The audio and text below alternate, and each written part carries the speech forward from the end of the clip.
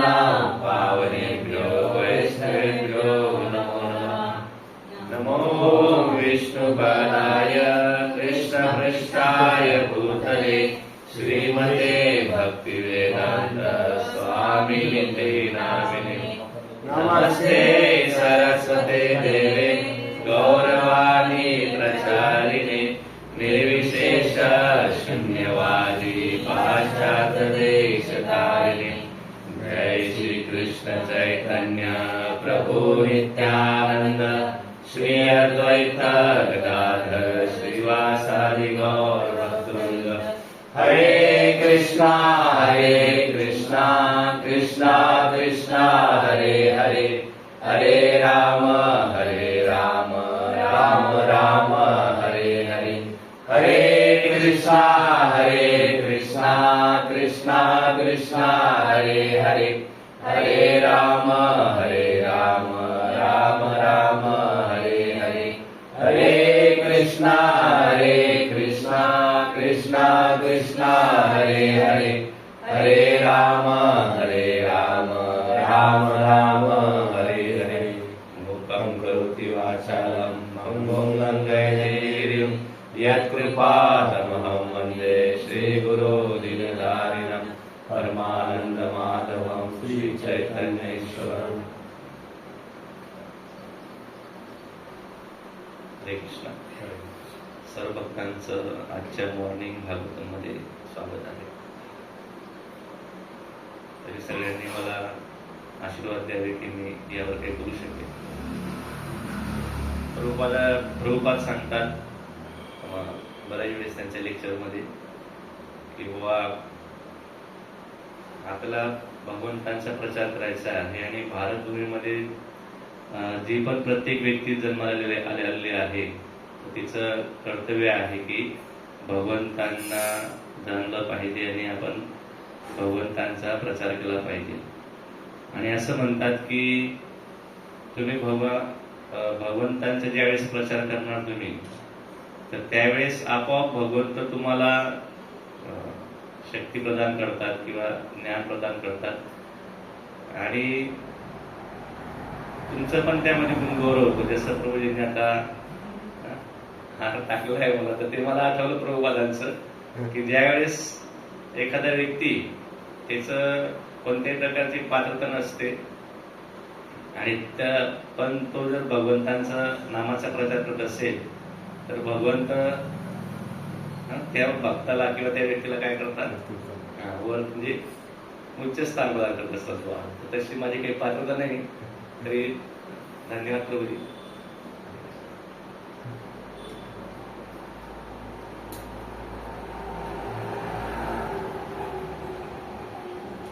श्रीमद् भागवतम स्कंद क्रमांक 1 अध्याय क्रमांक 3 श्लोक क्रमांक 10। पंचमा कपिलो नाम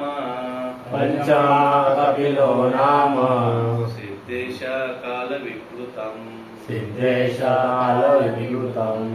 प्रोवाचा सुरये सांख्यम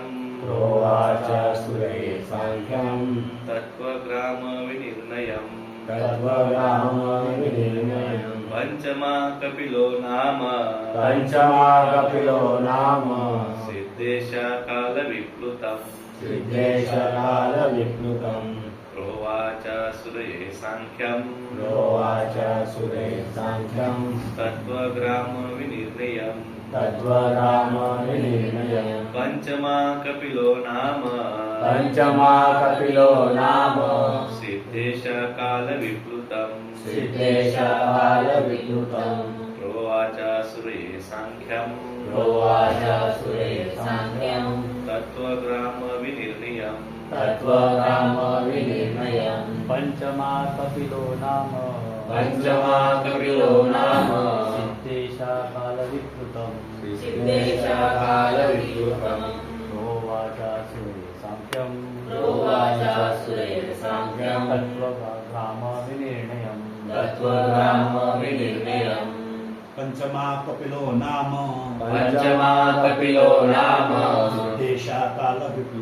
सिद्धेश काल विप्लुतम् वाचा सुरय सांख्यम् सांख्यम प्रोवाचासुरे सांख्यम तत्त्वग्रामविनिर्णयम् तत्त्वग्रामविनिर्णयम् पंचम कपिलो नाम पंचमा कपिलो नाम सिद्धेश काल विप्लुतम् सिद्धेशकालविद्युतम् प्रोवाच सुरे सांख्यम् प्रोवाचासुरे सांख्यम् तत्त्वग्राम विनिर्णयम् तत्त्वग्रामविनिर्णयम् पंचमा कपिलो नाम पंचमा कपिलो नाम सिद्धेशाकालविद्युतम् सिद्धेशकालविद्युतम् प्रोवाचासुरे सांख्यम् प्रोवाचासुरे सांख्यम् तत्त्वग्रामविनिर्णयम् तत्त्वग्रामविनिर्णयम् पंचमा कपिलो नाम पंचमा कपिलो नाम सिद्धेशाकालविलुप्तमम् सिद्धेशकालविद्युतम् प्रोवाचासुरे सांख्यम् प्रोवाचासुरे सांख्यम् तत्त्वग्रामविनिर्णयम् तत्त्वग्रामविनिर्णयम्. हरे कृष्ण. पंचमा पंचमा पाचवा पाचवा कपिलः कपिला कपिलः नाम कपिला नाम कपिल नाम कपिला सिद्धेशः सिद्धेशः सिद्धांमध्ये सर्वश्रेष्ठ सिद्धांमध्ये सर्वश्रेष्ठ कालविप्लुतम काल विप्लुतम् काळाच्या ओघात लुप्त झालेला काळाच्या ओघात लुप्त झालेला प्रोवाच प्रोवाच सांगितले सांगितले आसुरे आसुरी नामक ब्राह्मणाला आसुरे नाम ब्राह्मणा सांख्यम सांख्यम सांख्य तत्वज्ञान सांख्यम तत्त्वज्ञान तत्वग्राम तत्वग्राम सृजनात्मक सूचनात्मक तत्वांच्या समूहाचा तत्वांच्या समूहाचा विनिर्णयम विनिर्णयम निर्णय करणारे निर्णय करणारे स्पष्टीकरण अनुवाद आणि तात्पर्य हीच देवेंद्र की जय. भगवान कपिल नावाने झालेला भगवंताचा पाचवा अवतार सर्व सिद्धी प्राप्त केलेल्यांमध्ये सर्वश्रेष्ठ आहे. त्यांनी सृजनात्मक तत्वांचे स्पष्टीकरण असणारे सांख्य तत्वज्ञान आसुरी ब्राह्मणाला दिले, कारण काळाच्या ओघात हे ज्ञान लुप्त झाले होते. तात्पर्य: सृजनात्मक तत्वांची संख्या 24 आहे. त्यातील प्रत्येकाचे वर्णन सांख्य दर्शन पद्धतीत केलेले आहे. युरोपियन विद्वान सांख्य दर्शनाला सामान्यतः तत्वज्ञान म्हणून ओळखतात.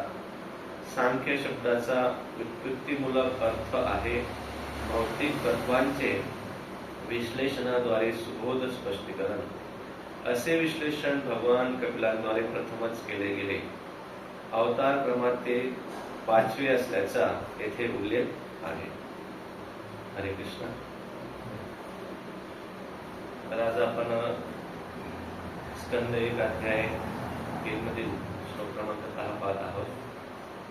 तत्पूर्वी आपण थोडस या अध्यायामध्ये जे भगवंतांनी वेगवेगळ्या अवतारांचे वर्णन केलं आहे ते आपण थोडस बघूया. तर आपण जो काही पहिला अध्याय बघितला श्रीमद भागवतांचा, तर त्याच्यामध्ये काय की ऋषींनी जे काही वेगवेगळे 6 प्रश्न विचारले होते, तर या प्रश्नांचे आपण त्या ठिकाणी अवलोकन केलं. त्याचबरोबर यामध्ये या पहिल्या अध्यायामध्ये आदर्श राजा जे काही परीक्षित महाराज आहेत यांनी भगवान जे काही परमहंस सुखदेव गोस्वामी आहेत यांच्याशी चर्चा केलेली आपल्याला दिसून येते. त्याचबरोबर व्यासदेवांचं जन्माचं वर्णन या ठिकाणी केलं गेलं होतं. त्याचबरोबर गायत्री मंत्राचे प्रयोजन आहे. नंतर कलहाचे युग आणि कलियुगातील मनुष्याची लक्षणे या पहिल्या अध्यायामध्ये वर्णन केलेली होती, आपण ती बघितली होती. त्याचबरोबर वेदांचे सार, नंतर भगवान नामाचा महिमा काय आहे याचं पण वर्णन आपण बघितलं. विश्व शांतीसाठीचा रामबाण उपाय म्हणजेच काय, भगवंतांचं नाम आहे, भगवंतांचं संकीर्तन आहे, हे आपण बघितलं होतं. अध्याय जो दुसरा होता त्याचं नाव आहे दिव्यत्व आणि दिव्य सेवा. तर याच्यामध्ये गुरु आणि भगवंतांना आपण कशा प्रकारे वंदन केलं पाहिजे त्याचबरोबर हा जो काही आपला भगवंतांचा अवतार आहे याला आपण काय म्हणतो, भगवंतांचा साहित्य अवतार असं म्हणतो. तर या संपूर्ण भगवंताच्या साहित्य अवताराचं जे काही सार आहे हे पण या दिव्यत्व आणि दिव्य सेवा या अध्यायामध्ये दिलं होतं. त्याचबरोबर परमसत्य कोण आहेत त्यांची व्याख्या, भगवत साक्षात्काराचा कोणता मार्ग आहे, मानव जातीचे कर्तव्य काय काय आहेत, भक्तांची सेवा आपण कशी केली पाहिजे, ग्रंथ भागवत आणि व्यक्ती भागवत हे पण या ठिकाणी वर्णन केलं गेलं होतं. नंतर भगवंतांचे दर्शन आपण कशा प्रकारे करू शकतो, चर्मचक्षुने करू शकतो का आपण भगवंतांचं दर्शन? भगवंताचं दर्शन करण्यासाठी आपण काय करावं लागणार आहे, जो काही योग्य पद्धती सांगितलेली आहे भक्ती मार्गाची किंवा दिव्य भक्ती मार्ग म्हणजे काय, दिव्य मार्ग आहे. तर त्या पद्धतीने जर आपण भगवंतांचं नामस्मरण करून, आणि कलियुगामध्ये खास करून काय भगवंताचं काय करावं लागलं, नामस्मरण करावं लागेल. ती दिव्य पद्धती आहे आणि त्याद्वारेच आपण भगवंताला काय करू शकतो, पाहू शकतो. चर्मचक्षुने आपण भगवंताला पाहू शकत नाही. त्याचबरोबर भगवंत आणि जीवात्म्यांचे स्वरूप, भगवंताचे स्वरूप कसं आहे आणि जीवात्म्याचे स्वरूप कसं आहे. भगवंत काय असतात, नेहमी नित्य त्यांच्या दिव्य धामामध्ये असतात. आणि जे काही जीवात्म्या आहेत तर त्यांचं काय, भौतिक जे काही इच्छा आहेत तर या इच्छांमुळे काय होतं, जीवांचं पतन होतं आणि ते काय येतात, या भौतिक जगामध्ये येत असतात. भौतिक जगामध्ये त्यांना त्यांच्या इच्छा पूर्ण करण्यासाठी पाठवलं जातं भगवंतांद्वारे. त्याचबरोबर संपूर्ण जर आपण दुसऱ्या अध्यायाचा सार बघितला त्याच्यामध्ये काय आहे की बाबा श्रीकृष्ण किंवा वासुदेव हे काय आहेत, सर्वे सर्व आहेत, supreme personality of God head जे आहेत आपण हे जाणतो या अध्यायामधून. आणि हा जो काही तिसरा अध्याय सुरू झालेला आहे तर याच्यामध्ये या अध्यायाचं शीर्षक काय आहे, अवतारी श्रीकृष्ण. तर याच्यामध्ये आपण काय करत आहोत की भगवंतांचे जे काही वेगवेगळे पुरुष अवतार आहेत तर या पुरुष अवतारांचं आपण वर्णन या अध्यायामध्ये सुरुवात केलेली आहे. आणि मग आपण बघू शकतो की भगवंतांचे वेगवेगळ्या पुरुष अवतारांपासून ब्रह्मदेवांचं प्राकट्य होतं आणि नंतर मग जे काही भगवंत आहेत आपले वेगवेगळे अवतार या ठिकाणी घेतात. इथं जर आपण बघितलं भागवतमच्या या तिसऱ्या अध्यायामध्ये तर विविध अवतार दिलेले आहेत. तर किती अवतार दिले इथं, 22 अवतारांचं वर्णन दिलेलं आहे या ठिकाणी. त्याच्यामध्ये म्हणजे हे जे काही इंडेक्स आहे त्याच्यामध्ये बघितलं आपण तर प्रमुख 24 तत्व आहेत. जे काही तत्व आहेत ते किती आहेत, 24 आहेत जे आपण आता बघणार आहोत. आणि या ठिकाणी जे काही भागवतम आहे त्याच्यात बघितलं आपण तर प्रमुख जे अवतार आहेत, तसं तर भगवंतांचे काय असंख्य अवतार आहेत, परंतु या जर मन्वंतराचा आपण विचार केला तर या ठिकाणी किती अवतार दिलेले आहेत, 22 अवतार दिलेले आहेत. त्याच्यामध्ये कुमार आहेत, वराहदेव, नारद मुनी, नरनारायण, कपिल, दत्तात्रय, यज्ञ, ऋषभदेव, पृथु महाराज, मत्स्य अवतार, कुर्म अवतार, धन्वंतरी अवतार, मोहिनी अवतार, नृसिंह अवतार, वामनदेव, परशुराम, व्यासदेव, रामचंद्र, श्रीकृष्ण, बुद्ध आणि कल्की. तर असे हे प्रमुख जे काही अवतार आहेत तर यांचं वर्णन आपल्याला या ठिकाणी केलं दिसून येतं. जर आपण बघितलं जो भागवतमच्या तिसऱ्या अध्यायामधील जर आपण श्लोकांचं जर अवलोकन केलं तर पहिल्या श्लोकामध्ये भगवंतांचे पुरुष अवतार दिलेले आहेत. आणि ते भगवंतांचे पुरुष अवतार कसे होतात, विश्वरूपामध्ये त्यांचं प्राकट्य होतं. भगवंत कुठे आहेत, धामामध्ये आहेत, त्यांच्या गोलोकवृंदावन धामामध्ये आहेत. परंतु त्यांचं जे काही प्राकट्य आहे पुरुष अवतारांचे ते कसं होतं, विश्वरूपामध्ये म्हणजे मटेरियल वर्ल्डच्या रूपामध्ये भगवंत आपलं काय करतात, एक्सपान्शन करतात, विस्तार करतात. त्याचबरोबर भौतिक सृष्टीच्या सर्व मूलभूत तत्वांची पण निर्मिती होते. आजचा जो काही श्लोक आहे, पंचमो कपिलो नाम सिद्धेशा कालविकृतम प्रोवाच सूर्य सांख्यम तत्वग्राम विनिर्णयम. म्हणजे जो काही पाचवा क्रमाने जो पाचवा अवतार आहे आता तो कोणाचा आहे, भगवान कपिल मुनींचा अवतार आहे. आणि भगवान कपिल मुनींनी काय केलं आहे, हे जे काही भौतिक जगत आहे तर या भौतिक जगतामध्ये जे काही तत्व आहेत त्या तत्वांचं काय केलेलं आहे, वर्णन केलं आहे. किती तत्व दिलेले आहेत भगवान कपिल मुनींनी, 24 तत्व दिलेले आहेत. या मटेरियल वर्ल्डची 24 तत्व आहेत. भगवत धाम जे आहे ते कसं आहे, आध्यात्मिक आहे, स्पिरिच्युअल वर्ल्ड आहे. पण आपण ज्या ठिकाणी राहत आहोत हे जे काय आहे कोणतं जगत आहे, भौतिक जगत आहे. आणि या भौतिक जगत मध्ये किती तत्व आहेत, 24 तत्व आहेत. आणि या 24 तत्वांनी हे भौतिक जगत बनलेलं आहे. हे आपण समजलं पाहिजे. 24 तत्वांच्या व्यतिरिक्त या भौतिक जगामध्ये दुसरं कोणतेही जे काही गोष्टी आहेत त्या नाहीत. आणि भगवंतांचं धाम कसं आहे, दिव्य चिंतामय धाम आहे भगवंतांचं. तर हा या ठिकाणी हे वर्णन केलं आहे. त्याचबरोबर दुसऱ्या श्लोकामध्ये गर्भोदक्ष विष्णूंच्या नाभी सरोवरातून सृष्टीचे प्रथम जीव ब्रह्माजी यांचं कसं प्राकट्य होतं याचं वर्णन केलेलं आपल्याला दिसून येतं. आपण ऑनलाईन लेक्चर अटेंड केलं होतं. काय होतं तुम्ही त्यांचं बाळा? झाडूबाज. हा, झाडू होती. तर त्यांनी झडू ठाकूर झडू ठाकूर प्रभूजीने विश्लेषण पण केलं होतं तेव्हा की माझं नाव बा झडू ठाकूर आहे बा, झाडू नाही. ठीक आहे.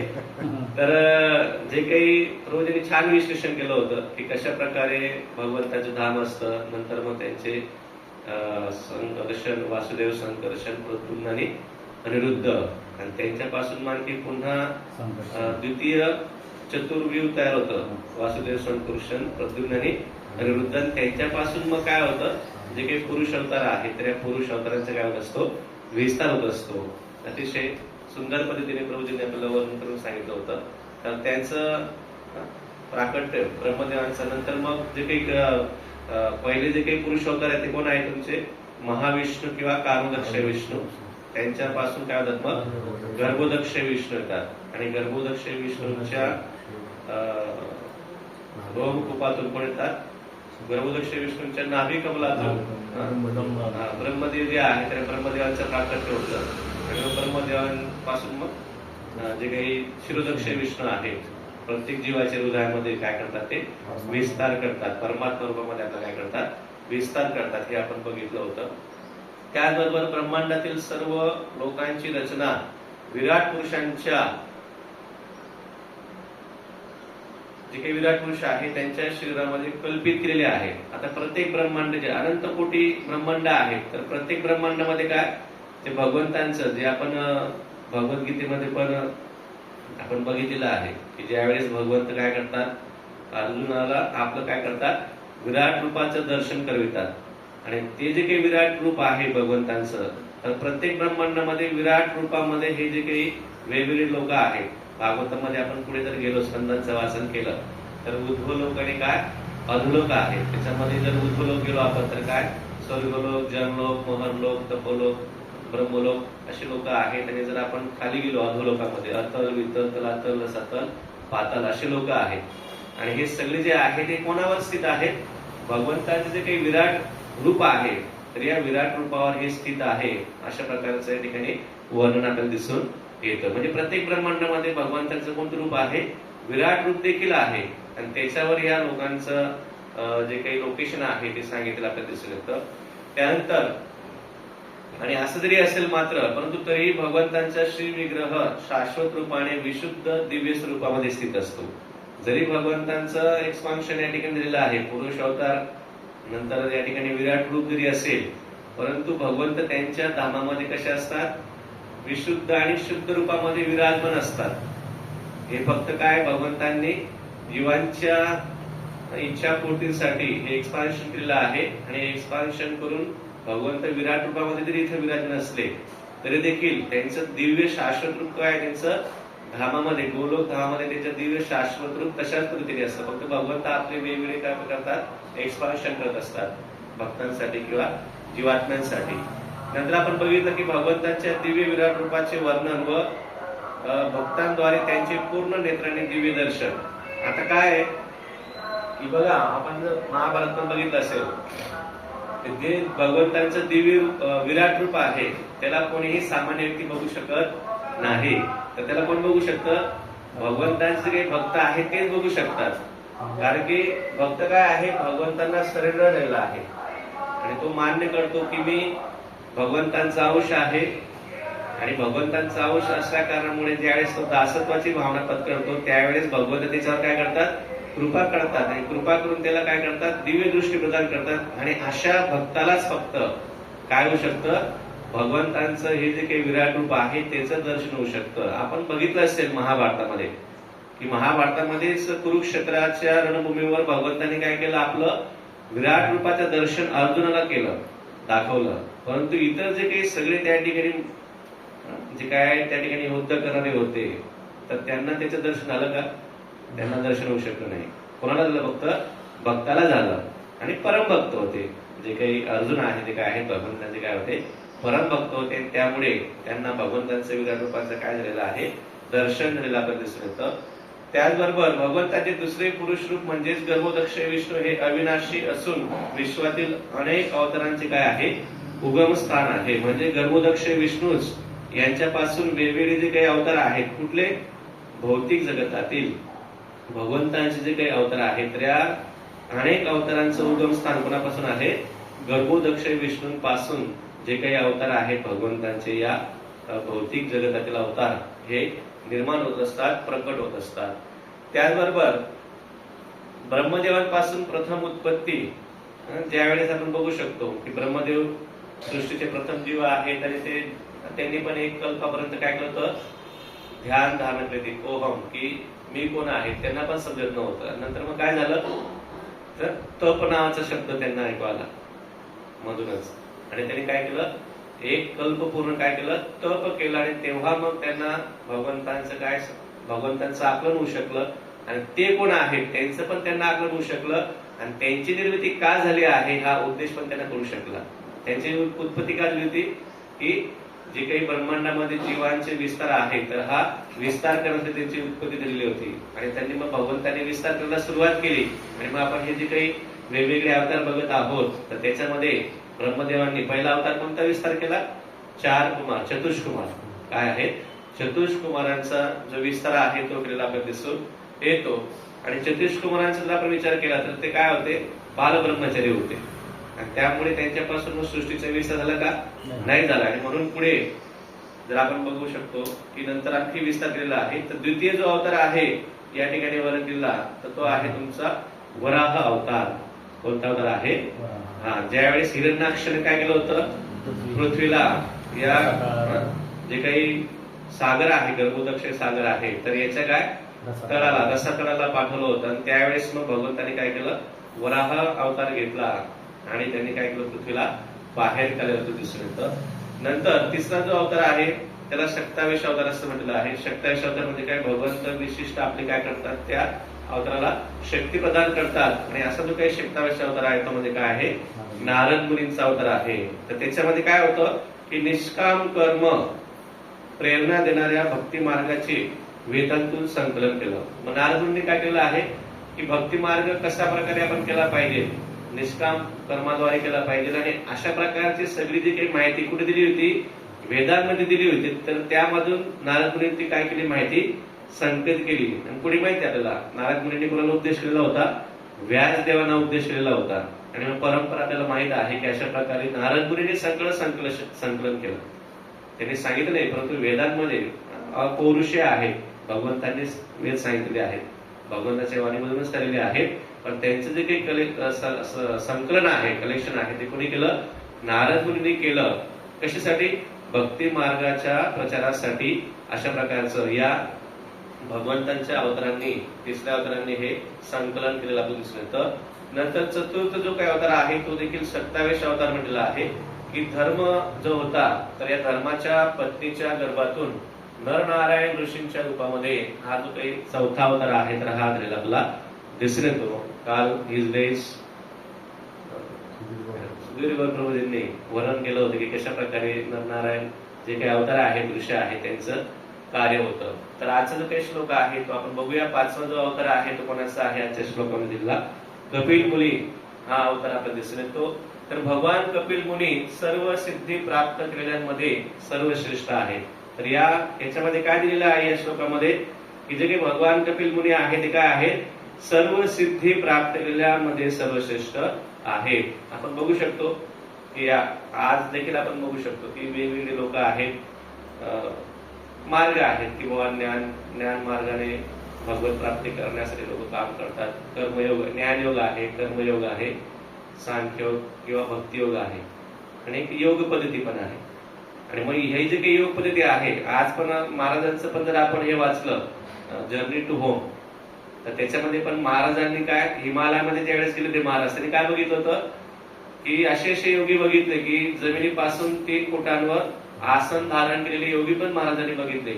आणि असे जे काही योगी आहेत आज पण आहेत, परंतु या सगळे जे काही योगी आहेत तर या सगळ्या योगींमध्ये सिद्धी प्राप्त केलेले महान योगी पण आहेत, भगवान कपिल मुनी आहेत. तर हे या ठिकाणी आपल्याला दिसून येतं. त्याचबरोबर त्यांनी सृजनात्मक तत्वाचे स्पष्टीकरण असणारे सांख्य तत्वज्ञान आसुरी ब्राह्मणांना दिले. आता या ठिकाणी हा थोडा एक मुद्दा समजण्यासारखा आहे या ठिकाणी की आसुरी नामक जो काही ब्राह्मण आहे तर या आसुरी नामक ब्राह्मणांना सृजनात्मक तत्वांचे स्पष्टीकरण असणारे सांख्य तत्वज्ञान सांगितले. आता एक पुढे येणारच आहे किंवा जो काही 3रा स्कंद आहे त्या 3ऱ्या स्कंदामध्ये पण दिलेला आहे की भगवान कपिल मुनींचं कशा प्रकारे प्राकट्य होतं आणि सांख्य तत्वज्ञानामध्ये भौतिक जगाचे जे काही 24 तत्व आहेत तर त्याचं वर्णन भगवान जे काही कपिल देव आहेत, कपिल मुनी आहेत तर यांनी केलेलं आता दिसून येतं. मग इथं काय म्हटलं आहे की हे जे काही सांख्य तत्वज्ञान आहे कोणाला सांगितलं? आसुरी ब्राह्मणांना दिलं. आता आसुरी ब्राह्मण हा का शब्द वापरला असेल त्यांनी? कारण का आपण बघू शकतो की जसं जसं सतयुग, त्रेतायुग, द्वापरयुग आणि काय कलियुग, जसं युग पुढे जातं तसं काय होत जातं? डिग्रेडेशन होतं. म्हणजे काय होतं? पापाचं वाढ होते आणि पुण्याचा काय होतो? क्षय होत असतो. पुण्य काय होत असतं? कमी होत असतं. आणि मग जरी ब्राह्मण असले कलियुगामध्ये किंवा कपिल मुनींना माहित असेल, कपिल मुनींचं प्राकट्य जवळपास सत्ययुगामध्ये आहे, बरोबर प्रभूजी? त्यांना माहित आहे की कालानुक्रमाने काय होणार आहे, पुढे हळूहळू क्षय होत जाणार आहे, पुण्याचा क्षय होत जाईल, पाप वाढत जाईल. आणि मग असे जे काही ब्राह्मण असतील ते काय असतील? ते देखील पाप प्रवृत्तीमध्ये असतील. आणि अशा ब्राह्मणांना काय केलेलं आहे की सांख्य तत्वज्ञानाचं जे काही ज्ञान आहे ते कुठे दिलेलं आहे? भगवान कपिल मुनी दिलेलं आहे. कारण की काळाच्या ओघात हे ज्ञान काय होत जातं? लुप्त झालं होतं असं म्हटलं आहे. ते आधी देखील एक आलेलं होतं, लुप्त झालं होतं आणि पुन्हा कपिल मुनींनी काय केलेलं आहे? हे ज्ञान दिलेलं आहे. कारण की आपल्याला माहित आहे की जर आपण ब्रह्मदेवांचा पण विचार केला तर ब्रह्मदेवांचा एका लाईफ मध्ये किती मनू असतात? 14 मनू असतात. आणि प्रत्येक मनूच्या लाईफ मध्ये काय असतात? 71 काय असतात? चतुर्युग असतात. चतुर्युग म्हणजे काय? सत्ययुग, त्रेतायुग, द्वापरयुग आणि कलियुग. तर एवढं जर आपण कॅल्क्युलेशन केलं म्हणजे हे काय आहे? हे कालचक्र सुरू आहे. आणि मग या कालचक्रामध्ये काय होतं की हे जे काही ज्ञान आहे तर हे लुप्त झालेलं होतं आणि पुन्हा हे ज्ञान काय जे काही ब्राह्मण आहेत, आसुरी नामक ब्राह्मण यांना देण्यात आलेलं आहे. आणि मग त्याद्वारे आपल्यासारखे जे काही सामान्य जीव आहेत त्यांच्यापर्यंत हे ज्ञान पोहोचत असतं. त्याचबरोबर सृजनात्मक तत्वांची संख्या 24 दिलेली आहे. जर आपण बघितलं तर 24 जे काही तत्व आहेत त्यांचं जर आपण क्लासिफिकेशन केलं भागवतमच्या नुसार तर मन, बुद्धी, अहंकार आणि आत्मा हे सूक्ष्म तत्व आहे. काय काय? मन, बुद्धी, अहंकार आणि काय आत्मा हे सूक्ष्म तत्व आहेत. त्याचबरोबर 5 ज्ञानेंद्रिय आहेत, कान, नाक, डोळे, त्वचा आणि जीभ. नंतर आहे 5 कर्मेंद्रिय आहेत, वाणी, हात, पाय आहेत, जनेंद्रिय किंवा मलद्वार असे हे काय आहेत? 5 कर्मेंद्रिय आहेत. त्याचबरोबर 5 विषय किंवा तन्मात्रा त्यांना म्हटलेलं आहे. त्याच्यामध्ये शब्द, स्पर्श, रूप, रस आणि गंध. आणि शेवटी 5 महाभूत आहेत, पृथ्वी, अग्नी, जल, वायू आणि आकाश. तर असं जर आपण कॅल्क्युलेशन केलं तरी किती तत्व आहेत? एकूण 24 तत्व. एकूण 24 तत्व आपल्याला दिसून येतात. तर याच्यामध्ये जर सगळ्या तत्वांचा आपण विचार केला तर एक तत्व वेगळं आहे. हे बाकीचे सगळे जे काही तत्व आहेत ती काय आहेत? 23 तत्व काय आहेत? भौतिक आहेत, मटेरियल आहेत. फक्त एक तत्व आहे ते तत्व आहे वेगळं आहे, ते म्हणजे काय? आत्मा आहे. कारण की आत्मा काय आहे? दिव्य आहे. आणि आत्मा म्हणजे कोण? आपणच आहोत, जीवात्म्या आहोत. आपणच शब्द वापरू शकतो की भटकत आहोत आपण या ठिकाणी. या भौतिक जगामध्ये काय करतो आपण? भटकत आहोत. आपल्याला हौस होती भगवंताची बरोबरी करण्याची, आपल्याला काय होती? हौस होती. त्याच्यामुळे मग आपण बघू शकतो की कशा प्रकारचं हे भौतिक जगत आहे. आणि या भौतिक जगतामध्ये या आत्म्याला काय करावं लागतं? भटकावं लागतं. आणि एकच उपाय दिलेला आहे. काय उपाय दिलेला आहे? हरे कृष्णा हरे कृष्णा कृष्णा कृष्णा हरे हरे, हरे राम राम राम हरे हरे. सगळं समजतं आपल्याला.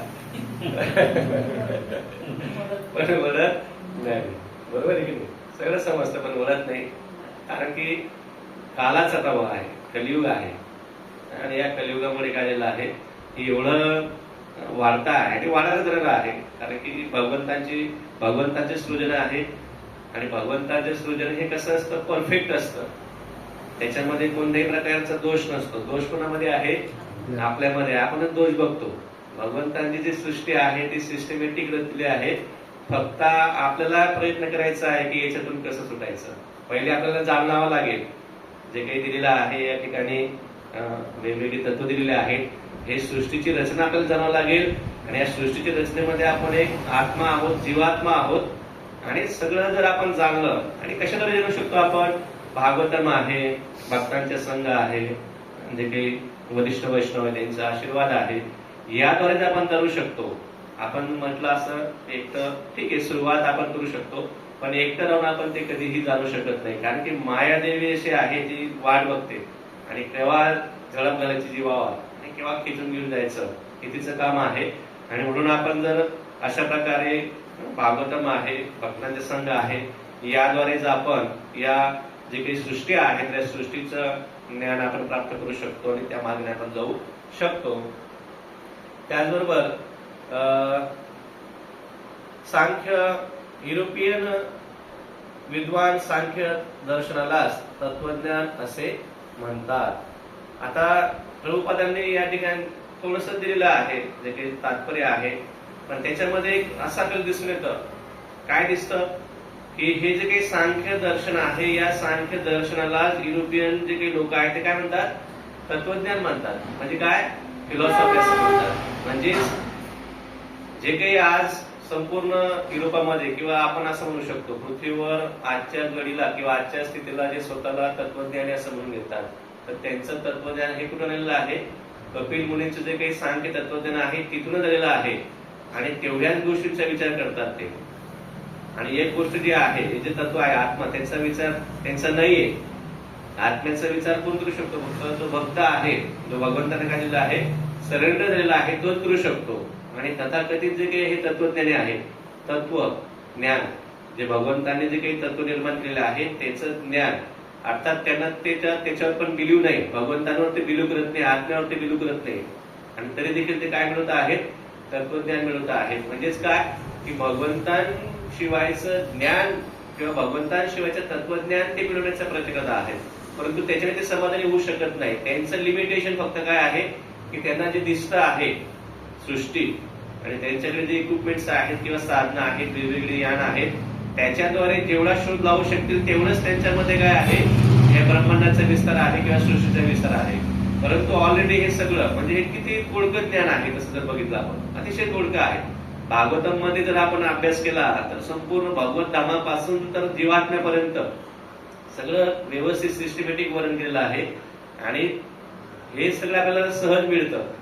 आणि हे जे युरोपियन लोक आहेत, या कपिल मुनींनी, भगवान कपिल मुनींनी जे काही दिलेलं आहे त्यालाच तत्वज्ञान असं म्हटलेलं आहे. परंतु त्यांना माहित नाही की हे तत्वज्ञान जरी असेल त्याच्यामध्ये आत्मा आहे, त्यांनी पण आहे, भगवंत पण आहे, हे त्यांना माहिती नाही. ठीक आहे. त्यानंतर आणि म्हणून आसुरी जे म्हटलंय, काय म्हटलं आहे आपण अनुवाद बघितला की बाबा सृजनात्मक तत्वांचे स्पष्टीकरण असणारे सांख्य तत्वज्ञान आसुरी ब्राह्मणाला दिलं. मग हे जे काही लोक आहेत, प्रभुपाद पण म्हणता की हे जे काही सायंटिस्ट लोक आहेत हे कोण आहेत? असुर आहेत. कलियुगात काय आहेत?